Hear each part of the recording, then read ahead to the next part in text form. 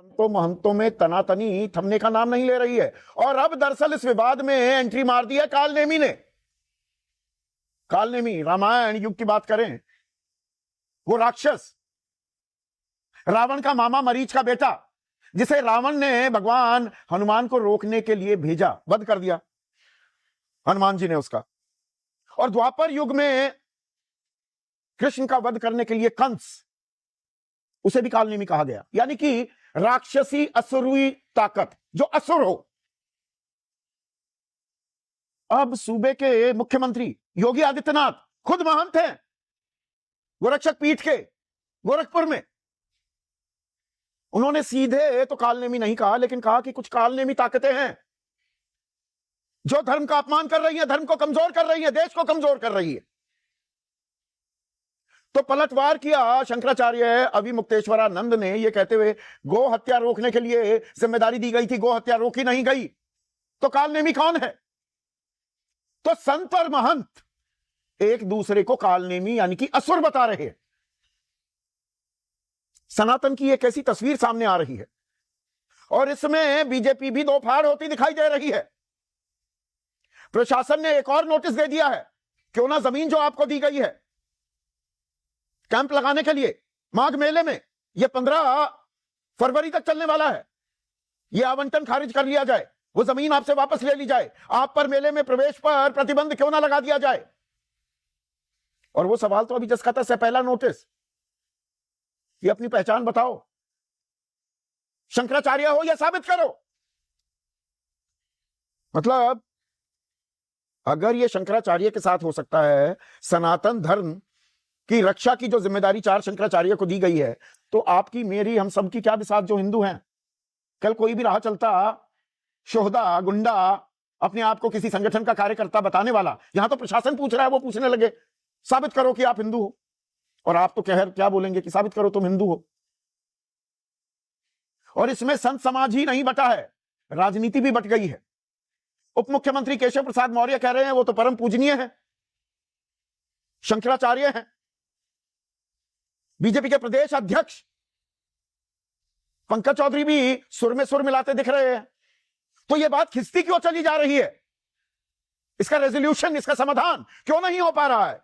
और इसमें किसका नफा किसका नुकसान है? सनातन का तो कोई नफा होता दिखाई नहीं देता है। बटोगे तो कटोगे, यह तो नारा योगी आदित्यनाथ ने ही बुलंद किया था। यहां सनातन ही बट गया है क्या?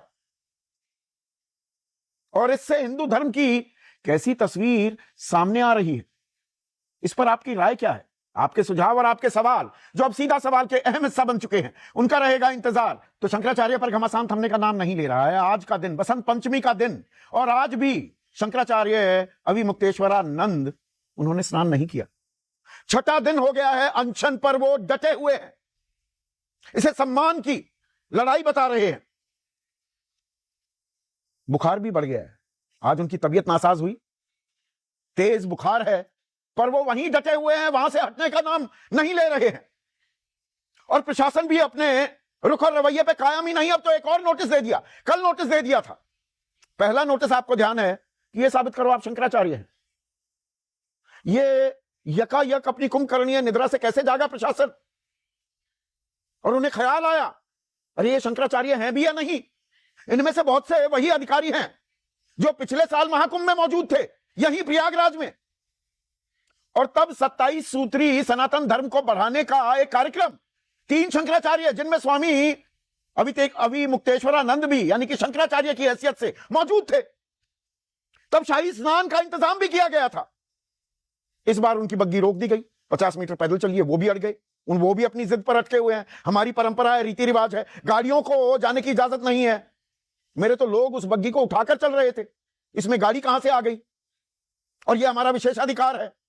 और बटकों की शिखा यानी कि छोटे जो शिष्य हैं, उनकी शिखा, उनकी चोटी पकड़कर घसीटा गया, डंडे बरसाए गए, लात मारी गई 84 साल के बुजुर्ग संतों को। यह दावा कर रहे हैं अभिमुक्तेश्वरानंद, आरोप लगा रहे हैं और कह रहे हैं कि हमने कोई बैरिकेड नहीं तोड़ा। अब दूसरा नोटिस जो दिया है उसमें मेला प्रशासन यह कह रहा है कि भाई जो हमने आपको जमीन दी कैंप लगाने के लिए, शिविर लगाने के लिए, वो वापस क्यों ना ले ली जाए। जो सुविधाएं हम आपको दे रहे हैं वो सुविधाएं हम तत्काल प्रभाव से वापस क्यों ना ले लें? आपको माघ मेला इलाके में घुसने से क्यों ना रोक दिया जाए? और आने वाले भविष्य में भी आपको ऐसे आयोजनों से दूर क्यों ना रखा जाए?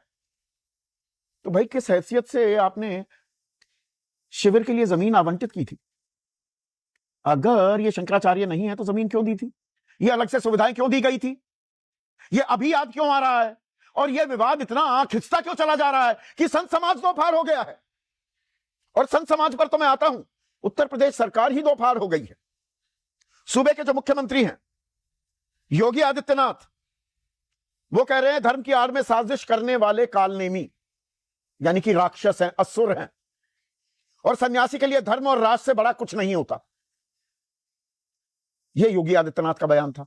तो पलटवार किया, यह परसों का बयान था, पलटवार किया शंकराचार्य ने भी। वो कह रहे हैं साधु का वेश धरकर आए, कहा गो हत्या बंद करेंगे, लेकिन गो हत्या बंद नहीं की तो कालनेमी कौन हुआ? सुनिए, संत और महंत कैसे आमने सामने हैं।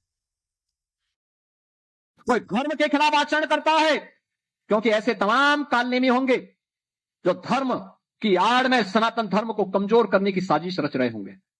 हमें उनसे सावधान होना होगा। कालनेमी का वक्तव्य दे रहे हैं। कालनेमी कौन था? तो राक्षस और साधु बन के बैठा था। ये गौ हत्या बंद करने के लिए सत्ता में आए थे। हम हिंदुओं का वोट इन्होंने लिया था, गौ हत्या नहीं बंद किया। कालनेमी हुए कि नहीं हुए? ये सनातन की कैसी तस्वीर हमारे सामने पेश की जा रही है, और इसमें सरकार और संतों में आर पार हो रही है, संतों में भी आर पार हो रही है, वो भी आपको मैं बताने वाला हूं। लेकिन बीजेपी भी दो फाड़ हो रही है। योगी आदित्यनाथ पीछे हटने को तैयार नहीं, वो खुद महंत है, वो पीछे हटने को तैयार नहीं। तो उप मुख्यमंत्री केशव प्रसाद मौर्य क्या कह रहे हैं? हम पूज्य भगवान, शब्दों पर गौर कीजिएगा, भगवान शंकराचार्य जी के चरणों में प्रार्थना करता हूं, विरोध खत्म करें, स्नान करें। शंकराचार्य तो बता ही रहे हैं जिस बात को उनकी सरकार का मेला प्रशासन मानने को तैयार नहीं, पहचान साबित करने के लिए कह रहा है। और शंकराचार्य ही नहीं, वो भगवान भी कह रहे हैं। सुनिए उन्हीं के मुख से। अगर कोई ऐसा किया होगा जांच करके कार्रवाई करेंगे, लेकिन उनके जो भी ऐसा किया है उसकी जांच करके कार्रवाई करेंगे। लेकिन अभी पहला ये है, भगवान शंकराचार्य जी के चरणों में प्रार्थना करता हूं, वो अपना जो भी विरोध है उसको समाप्त करके संगम स्नान करके। तो ये तो बहुत छोटी सी बात है, खुद ही आ जाइए ना केशव प्रसाद मौर्य जी, या योगी आदित्यनाथ आपको भेजने के लिए तैयार नहीं है। आइए प्रयागराज में, तेज बुखार है शंकराचार्य को, उनसे बात करिए और कहिए कि स्नान करिए और आप जाइए ससम्मान। बीजेपी के प्रदेश अध्यक्ष नए नवेले हैं, पंकज चौधरी भी कह रहे हैं कि मामले की जांच हो रही है, जांच के बाद कार्रवाई होगी। संत समाज ने हमेशा बीजेपी को आशीर्वाद दिया और बीजेपी ने हमेशा संतों का सम्मान किया, पर यह कैसा सम्मान है? यहां तो दूसरी ही तस्वीर दिखाई दे रही है। और ये तो एक शंकराचार्य की बात हो गई, चार जो कुल मिलाकर पीठ हैं, बद्रीनाथ में, द्वारका में, श्रृंगेरी में और पुरी में। तो पुरी के जो शंकराचार्य हैं, निश्चलानंद सरस्वती, वो कह रहे हैं विवाद भयंकर युद्ध को आमंत्रित करने जैसा। यह सब तब तक जब तक हमारा धैर्य जवाब नहीं दे रहा। प्रधानमंत्री मोदी और मुख्यमंत्री योगी सावधान। व्यापकता समझिए अब।